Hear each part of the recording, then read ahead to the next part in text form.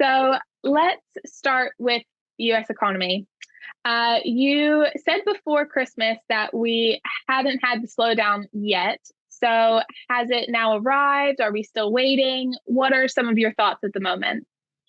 Well, it hasn't arrived yet. And actually, just recently, we've seen some very strong employment data. Indeed, I think the unemployment rate in the US is now amongst the lowest in history, certainly over 50 years or more. And about 500,000 jobs were added in the most recent month. So no, the slowdown hasn't arrived for the economy in general. There are small parts of the economy that are being impacted. So, for instance, mortgage rates are quite high in the US at the moment. So the purchase and sale of houses has slowed down quite a bit.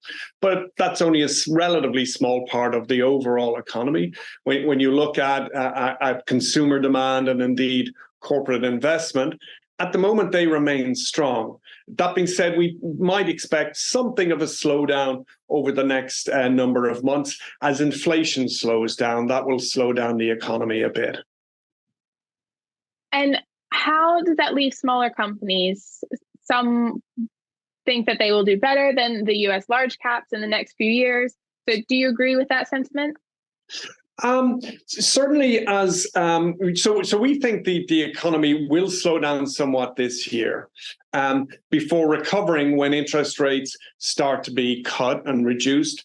And we're assuming it's when, not if, when inflation goes down to lower levels. That's usually a very good time to be invested in smaller companies because you get a domestic economic recovery in the US. It's not about China or Europe or anything like that. It's what's happening in the US economy. And if we're getting an economic recovery in the US, that's usually very good for smaller companies because they're the ones that are most focused on what's happening in the US economy. So yes, we're quite optimistic about the prospects for US companies, smaller companies, over the next number of years. And then what are some of those big themes putting a tailwind behind the smaller companies for the next few years? Yeah. There's what's great about it is there's a number of themes that we could talk about. The first one, and maybe people have seen this, about the significant investment that the government is making in renewable energy, as an example. So Joe Biden was talking recently about his Inflation Reduction Act, which really supports investment in renewable energy, which the utility companies are then investing heavily in, as one example. So very significant investment that we can invest in companies that will benefit from that for, we think, a number of years, perhaps decades. In addition, we often hear people talking about how terrible US roads are and the airports are like third world airports. So there's also significant infrastructure investment happening in the US. Lots of government money has been put forward to fund that sort of thing.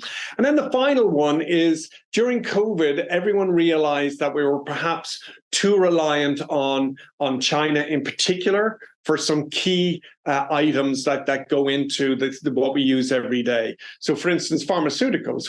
We realized some of the key building blocks of pharmaceuticals were all made in China, and so pharmaceutical companies are now building up capacity to produce that in the US. And semiconductors would be the other obvious area where that is also happening. So that's one area. The other area I would say is in some of the stocks that have underperformed a lot recently because interest rates have gone up. So interest rates have gone up, and for instance, housing-related companies have performed very poorly. But as we look over the next few years, we think interest rates are likely to start falling at some point, and that'll be a significant driver of housing activity, especially as the US actually hasn't built enough houses in the last 5 or 10 years since the financial crisis. So that would be a recovery area that we'd be very interested in. Well, I'm glad to hear that infrastructure is going into airports because I fly to the US often, and you are right. Some of them could stand to have a bit of work done. a little bit of TLC, that's for sure. But so you mentioned renewables there, and I want to kind of stick with that a little bit with climate change, because you mentioned previously that onshoring and decarbonization could change the long-term picture for inflation. So can you just expand on this a little bit for the viewers? And do you think that this is a threat for investors? It's a super question, and the answer is we don't know the answer yet, right? So just to explain why we might have made that comment, things are being manufactured in China because labor is much cheaper in China, or it was. There are other areas of the world like Vietnam that are now cheaper, and US companies are moving from China to Vietnam.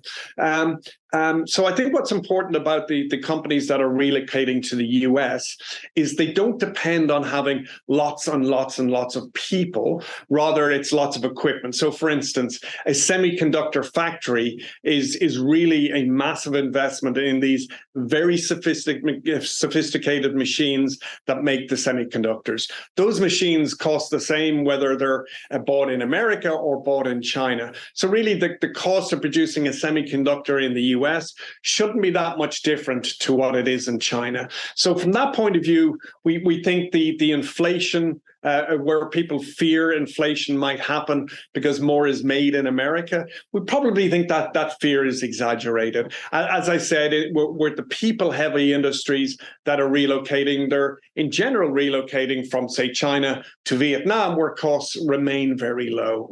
So it's certainly worth bearing and watching, keeping an eye on. But at this point, we think the fears are probably a bit exaggerated.